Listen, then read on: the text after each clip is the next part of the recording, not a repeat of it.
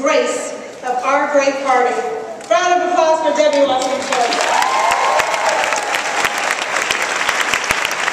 Well, welcome to Charlotte. I am honored to be here with you on the first day of our convention. We've been thinking about this for so long and planning it, and now it's here. And what better way to begin than with all of you?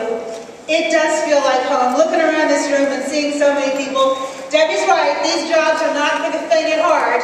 And so knowing that you have our back, you have the President's back, is what enables us to get through the day. Thank you so much for that. Thank you. A round of applause for yourself. This is going to be a great week. We're going to have an opportunity to have an honest discussion with the American people. We're going to tell the truth. We're going to crystallize for the American people who will be tuning in all around our country just what's at stake in this election. Isn't that right? And why our president, President Obama, is the person that we know will move us forward. Move us forward, build a middle class, a strong middle class that's built to last. And he will do just what he's been doing since I first met him 21 years ago. I know it's hard to believe I've known him 21 years. I was just a young child when we met. But when I met he and the First Lady, they weren't even married, but they were engaged. And in our first conversation, they shared their dreams, their hopes, what they wanted for our country, what they wanted for themselves. And embedded in that conversation was how they could give back. Because to those who much is given, much is expected. Isn't that right? Isn't that right? And for the last 21 years, what I have observed is those personal leadership qualities and how much they matter. And then I've had a chance, really the privilege of seeing them day in and day out over the last nearly 4 years in the White House. And those qualities are character, integrity, passion and compassion, a moral compass that points only to true north, an ability to put the long-term interests of the American people ahead of the short-term political goals, and a willingness to make tough decisions when everyone else is saying do this, in Washington in particular, and he looks out and he sees all of you, and he goes, no, I'm going to do that instead. That which is right, that which is fair. Because you know, we all want the same thing. We're all willing to work hard. We want a good education.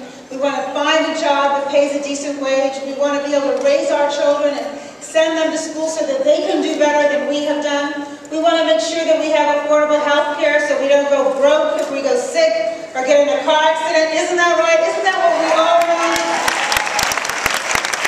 And then we want to retire with dignity, with a little money in our pocket. And I think when you look at the President and the First Lady, in a sense they embody the American dream that no matter where you come from, no matter what you look like, no matter what your last name is, no matter who you love, you can make it in this country if you drive. And all you need is a level playing field. That's all you're asking for, is a level playing field.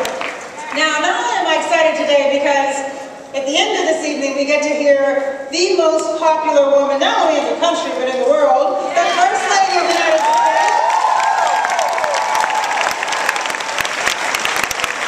And she will have a chance to share with you her perspective. And you know, she has a very unique perspective.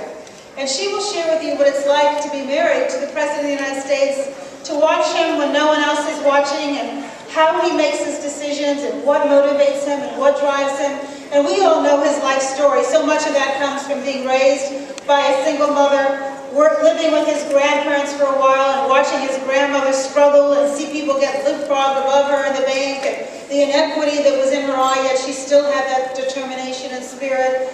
And the First Lady's parents, he's so motivated by the father he never had, which he saw in the First Lady's father, who got up every day and went to work, notwithstanding having a very serious illness, MS. He was still proud and he was determined to do what was right by his family. And when you hear her story, you will see just why he is so extraordinary, unique, and special.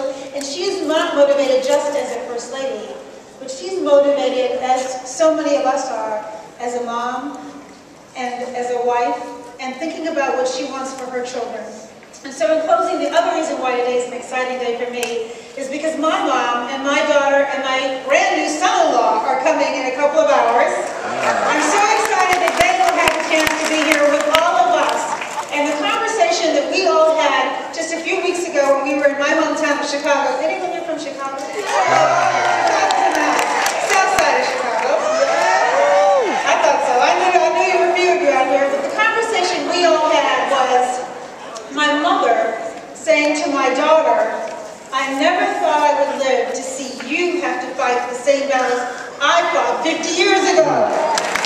That's why my mother, who's 83, is showing up. That's why she's going down to the campaign headquarters and getting on the telephone and volunteering. It's not about her life. She's going to be fine. She's thinking about her granddaughter and her grandchildren and her great-grandchildren. And the fact that she does not want to go back to the policies of 50 years ago, the things that my daughter takes for granted, she wants her to continue to take for granted, including her right to decide what to do with her own body.